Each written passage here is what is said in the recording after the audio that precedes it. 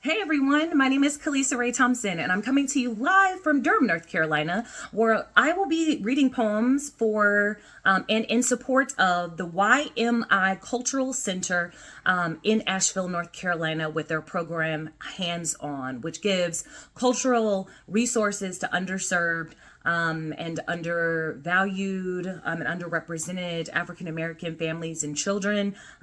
Such a worthy cause. I'm an author and an admin and a cultural organizer here in the Bull City in North Carolina. And so I'll be reading poems from my debut collection published by Red Hen Press called Ghost in a Black Girl's Throat. And then I have my chapbook that was published in 2012 from Sable Books. I've got 2 collections on the way.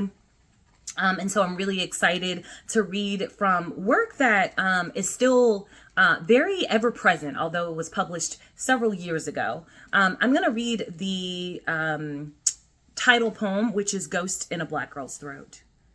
The South will birth a new kind of haunting in your black girlness. Your black womanness becomes a poached confection, honeyed enigma pledging to be allegiant. The muddied silk robe waving in their amber grains of bigotry. Your skin, a rhetorical question, blood-stained equation no one wants to answer. You will be the umber, tawny, terracotta tongue splattered on their American flag, beautiful brown-spangled anthem that you are. You will be the bended knee and the boot of their American dream, and they will stitch your mouth the color of patriarchy. Call it black girl magic when you rip the seams.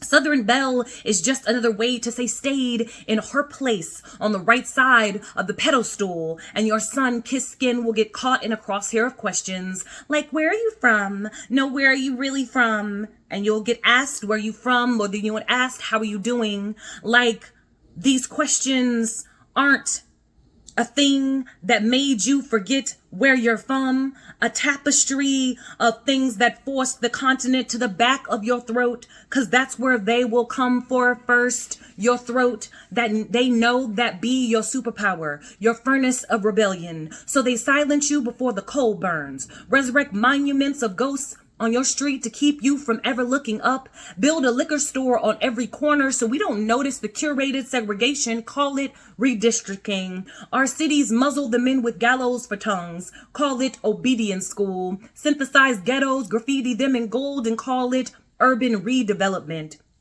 And the South will make bitch a sweet exaggeration of your name, sit, speak, come when spoken to, and the leash will always be taut.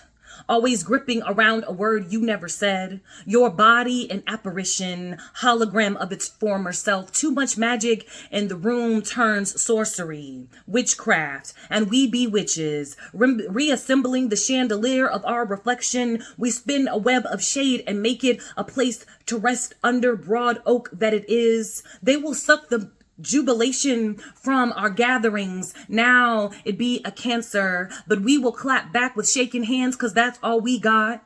These voices, these throats, this righteous indignation. They will start with the muzzle, always taught to melt the metallic of our wills, always a rusted bit in the mouth of the horse that was too stubborn to ever be spooked by their ghost. Thank you. As I said, this was published several years ago, back in 2021, and the themes in this book are so ever present. I originally wrote it about the history of 1898 and me going to college from the Midwest, from outside Chicago, to Wilmington, North Carolina, learning about the 1898 race massacre. 7 years after, and no one ever teaching that in the history books, no one teaching the youth and young adults that I taught, no one putting the history of the coup into our class curriculum, and the fact that those stories and those incidences are erased from the fabric of our history.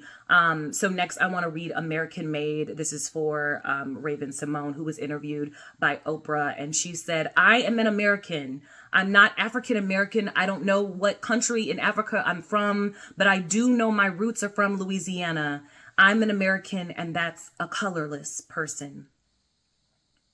Dear Raven, you undress your skin so easily, as if This ethnicity wore a hoodie on a hot day and you thought it best to take off before recognized or assumed. And when the weight of your identity becomes a burden, you simply refuse to carry it on this journey as a brown woman.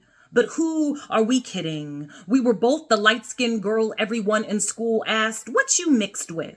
We were both on the playground when Billy Sanford pulled our hair and said we talked white. Both the only girl on the cheerleading team and weren't invited to the team sleepover. We both got a rude awakening when our teacher changed our A papers to an F.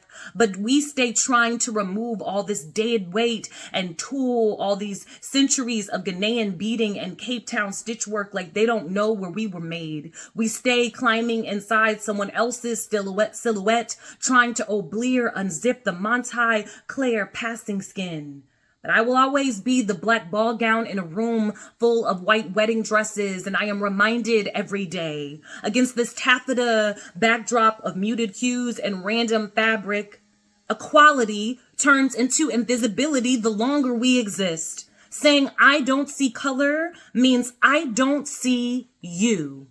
You have made sameness another word for silent erasure. And I do not want you silent, girl. Not when there is still so much to say. And there is still so much to say.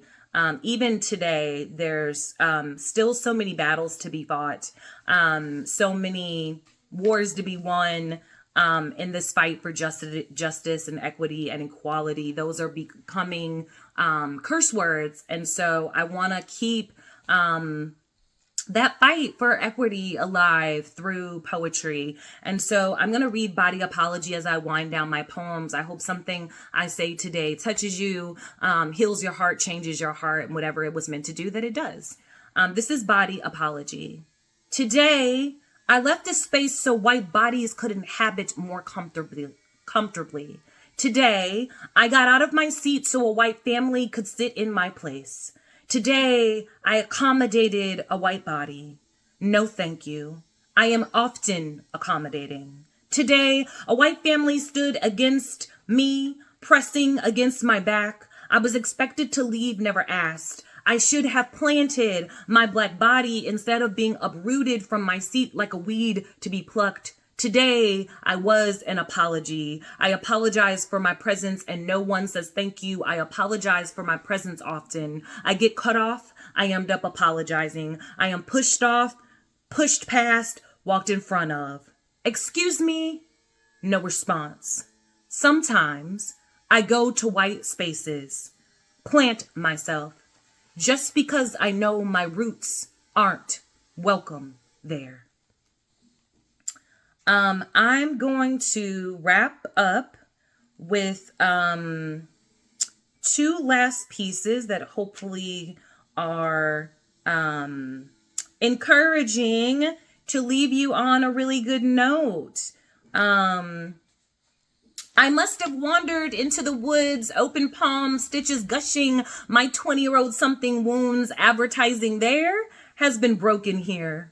All my scar tissue a magnet for men obsessed with mending, boys that respond to women's cries like an invitation to console and fill me with delusions of grandeur. I was the project of wannabe martyrs that bore the cross of a thief, saviors that got drunk off the wine of a woman's wailing vulnerability, collecting tears like notches, sonic ears tuned to the pitch of damsel in distress. Cause what's a hero without the conquest and crumbling? In this script, he is the lifeguard and I the drowning thing he comes running to on steed to tower window in hopes of being declared a knight. When most knights are dogs in wolves' clothing, most dogs are desperate searching for scraps. The test is how fast he can arrive at the scene of the burning building, how quickly he paws his claws from around the neck of the Red Riding Woman. What he doesn't know, as I store a collection of knives in the pocket of my bruised and fractured frame, train in the skill of bullshit daggers, perfect my archery for he who thinks my body is made of straw.